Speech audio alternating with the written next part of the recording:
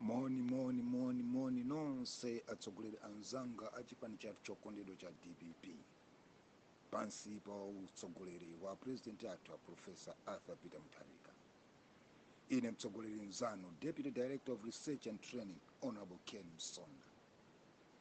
Ine ngati wachiwiri wa Research and Training ndi information yofunikira kwambiri kuti tsopano zasimikizika kuti a president athu His Excellency Professor Arthur Peter Mutharika akapikisana nawo pa mpando wa president ku convention. Komatu msaiwale ndakhala ndikunena kuti ngati mu DPP muli anthu amene amamkonda APM, amene amamfunira APM tsogolo labwino pandale, amene wakhala akuyesesa kuteteza ulemu, mtendere komanso dzina la APM pandale, komanso kuti APM akhale ndi mtendere wa mumtima. Mmodzi mwa anthu amenewa ndiye ndine Honorable Kenneth Chitatata Msonda, wondikonda amati atsogo Uncle Kenso political foot soldier. Ndithokoze kuti tsopano zasimikizika kuti His Excellency Professor Arthur Peter Mutharika akapikisana nawo ku convention pa 2 July 2023. Ndikadakhala ndi mwayi wokumana ndi ya president athu okondedwa Professor Arthur Peter Mutharika, ndikanawapempha ndi kuwakumbutsa muzichepesa zinthu izi, koma poti mwayi umenewu ndilibe, amene angathe andiperekereko uthenga uwu. 1. Nkhani yokuti president athu a Professor Arthur Peter Mutharika avomera kuti akapikisana nawo ku convention ni nkhani imene osatira achipani cha DPP ndi Amalawi onse akhala akuyiyembekezera. 2.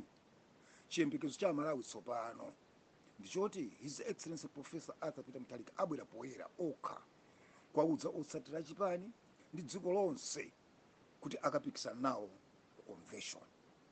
3. Nkhani iyi yokuti Professor Arthur Peter Mutharika akayima nawo pa convention si nkhani yoti iwo atume munthu kuti alembe kalata kapena anthu oti ayankhulire, chifukwa anthu ambiri amene amayankhulira ndi kulemba makalata atsogoleri komanso osatira chipani cha DPP ndi Amalawi anataya chikhulupiriro ndipo samakhulupirira olomwe pang'ono pomwe. Kotero kuti nkofunikira ndithu kuti president athu a Professor Arthur Peter Mutharika ayitanise atolankhani awauza mtundu wa Amalawi kuti iwo tsopano apanga chiganizo akayima nawo ndipo akapikisana nawo ku convention pa 2 July. 4. DPP ndi chipani chomwe chimalemekeza ngonja za democracy, good governance and human rights. Tindi akadaulo odziwa malamulo mu DPP, kuphatikizapo our own president His Excellency Professor Arthur Peter Mutharika, amene ndi international respected legal scholar and lawyer. 5.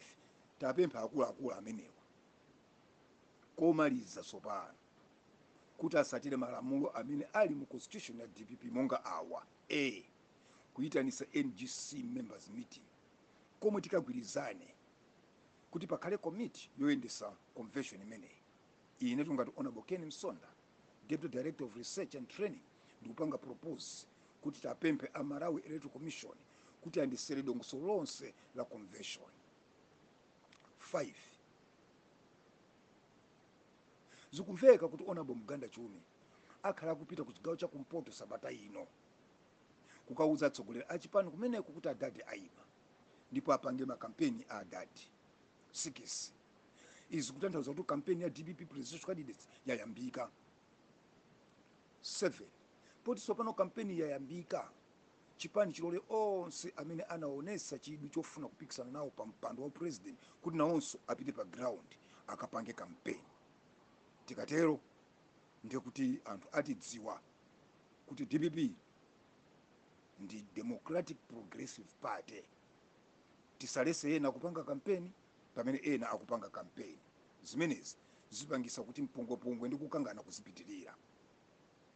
Pomaliza ndadandaulira a president athu a Professor Arthur Peter Mutharika komanso a secretary general athu akayamba kampeni akonzekere kuti ku convention akapikisana ndi anthu ena, ndipo iwo makamaka president athu ayesese kuti anthu amene anawazungulira pa nthawi yomwe iwo anali president wa dziko lino, anthu amenewa awachose asakhale nawo kutali, asakhale nawo kufupi, chifukwa ndi anthu amene anatichosesa ife mboma.